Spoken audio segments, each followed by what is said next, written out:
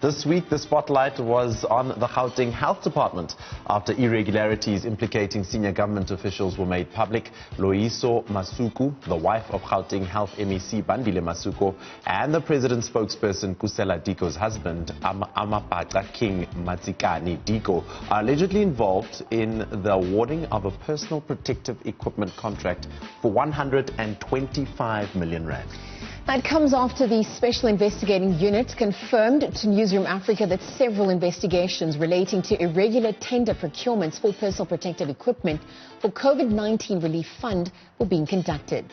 Whilst the SIU continues investigations, the president's spokesperson, Kusela Diko, and Gauteng Health MEC Bandile Masuku will face the ANC Integrity Committee within the coming days.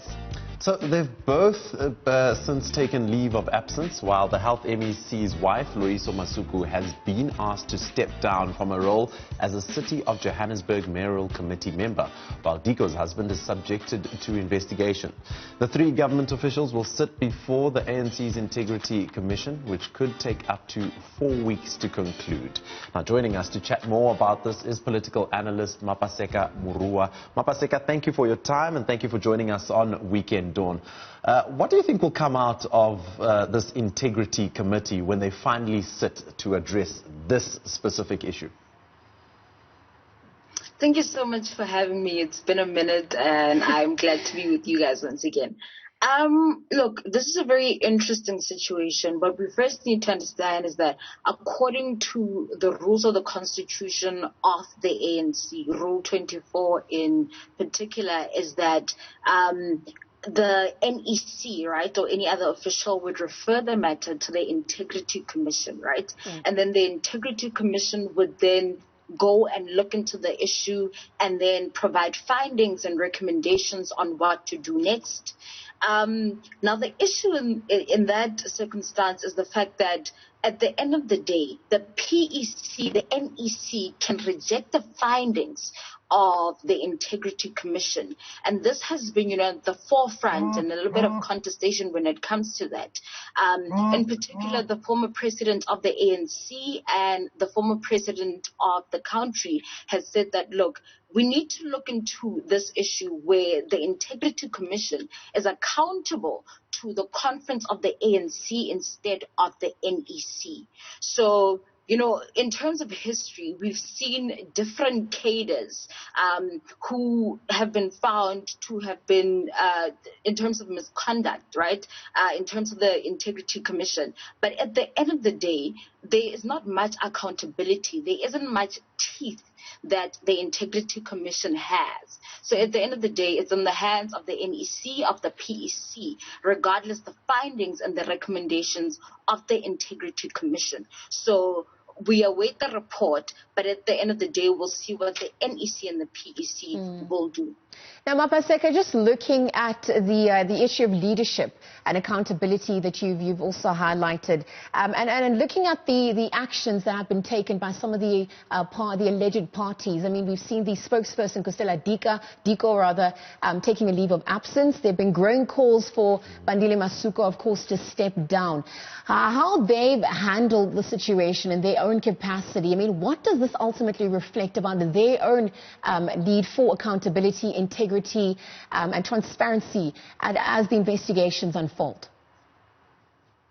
Look, that's, of course, been at the forefront. I think the interesting thing to remember is that we cannot expect the character of a government that's shown us time and time again lack of accountability to change just because we're facing a crisis that affects the entire of South Africa, right? Because we've had cases where it's affected the poorest of the poorest people.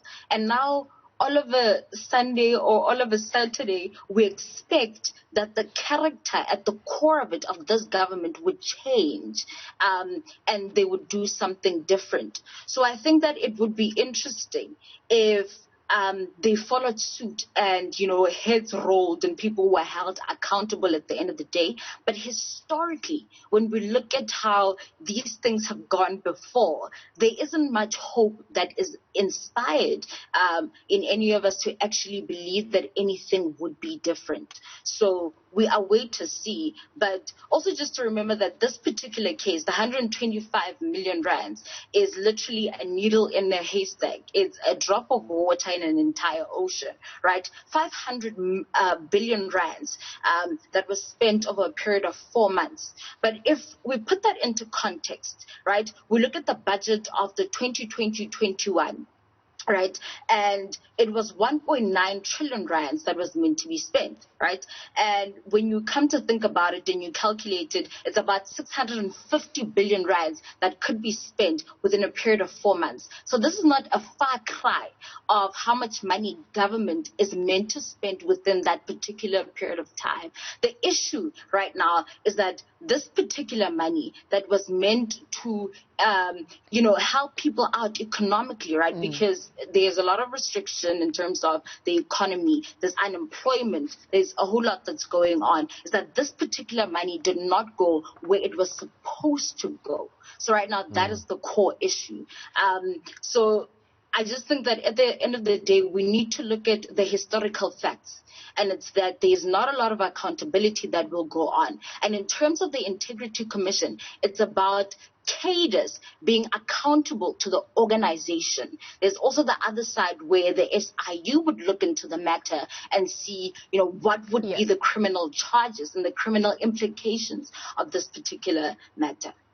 Mapaseka, what does this say about the ANC on the whole and the integrity of the ANC on the whole, considering the fact that people are now calling for people who are looting COVID-19 relief funds to be prosecuted?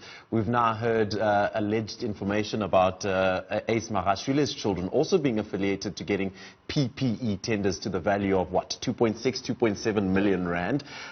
Does this put the ANC in a bad light as we build up and gear up for the elections? Of course it does. But so did the report last year, where certain members of the ANC were found to have been, committed misconduct. And of course they said, look, there actually wasn't any evidence but newspaper clippings. So, and it was also a result of factionalism. So different reasons as to why that report even came to be in the first place. So, in terms of their integrity, there's been issues around that historically. But as it stands, and what we want to see is that, can something be different? Because when people were voting, they were like, look, it's a new dawn, and we expect something to be done in terms of corruption. But I think what we're seeing right now in terms of this 500 billion rands is that there isn't much of a difference between this administration and the previous one, because corruption is repeating itself. So integrity does not seem to be at the highest of the list of this particular government. So in terms of the people, we can shout, we can scream, we can be angry, but at the end of the day, what matters is, what are we going to do about it when it comes to voting, to the polls, the power that we have? How are we going to handle this? And if we vote in another government, what measures are we going to call for to ensure that people in government are held accountable when there is corruption? Mapaseka, you speak about contrasting the two dispensations, and saying that not much has changed in your analysis. I just want to look at the political will to perhaps deal with corruption. The SIU, as announced by the president himself, to look into the corruption related to the COVID-19 relief at large. I mean, looking at the health sector, looking at government at large, is there enough political will to see this through and also deal with the crisis that seems to be a double-edged sword, not only the COVID-19 pandemic, but also that corruption that we're seeing, servicing the growing cases coming through? Look, this has certainly thrown a curveball to the administration of the current president when you think about it, because the new dawn, his focus was the previous corruption and correcting that. But now COVID-19 has brought something completely different that we could have never even imagined. So it's up to him to see if he can juggle and not just deliver on, the previous situation, but currently right now, does he as a president have the teeth to deal with what needs to be dealt with? Can he clean up his house. So that'll be interesting to see at the end of the day if he is capable, if his administration is capable. But also, this is exactly where he was meant to be tested. Apart from the economy, in terms of corruption, this is exactly where he was meant to be tested. So I think it's right and well that he gets to deal with such, because he was elected, or rather put across as the right candidate to clean house. So allow him to clean house, if he can, that is. My final question for you, Mapaseka, is about Diko and the MEC Masuku, as well as the wife Loiso, taking leave of absence. Does that not alone speak volumes in terms of them being way or somewhat for actually taking on this 125 million rand PPE tender? Look, had they not been caught, would they have felt any guilty? I think that's the question. This is the landscape of the tender situation in our country. And look, we can't be shocked, because this has happened time and time again. The only difference now is that it's not just impacting, the poor people of South Africa only. It's affecting everyone, right? And suddenly everyone has enough time on their hands to actually pay enough attention to the situation. So this is the state of our country, our government. This is the state of the tender process and tenderpreneurship as it stands. So the fact that it's playing out right now, it's interesting that everyone is interested, but I think that it's necessary so that we see what we need to correct going forward. In terms of guilt, we don't know, right? But if you can't, then you would want to apologize to save face, I'd say. Well, Mapaseka, I mean, this conversation will continue. Again, thank you for joining us once again here on Weekend Dawn. The issue of transparency of the procurement of some of the PPE contracts has obviously come to the fore. People will be wondering if this is actually going to be disclosed. Mapaseka also just talking about the consequences for the alleged parties involved, and perhaps also the stance the government will take to set the precedence of what accountability and integrity is during COVID-19 and the unprecedented times we find ourselves in. Again, thank you very much to Mapaseka Muroa for joining us here on Weekend Dawn.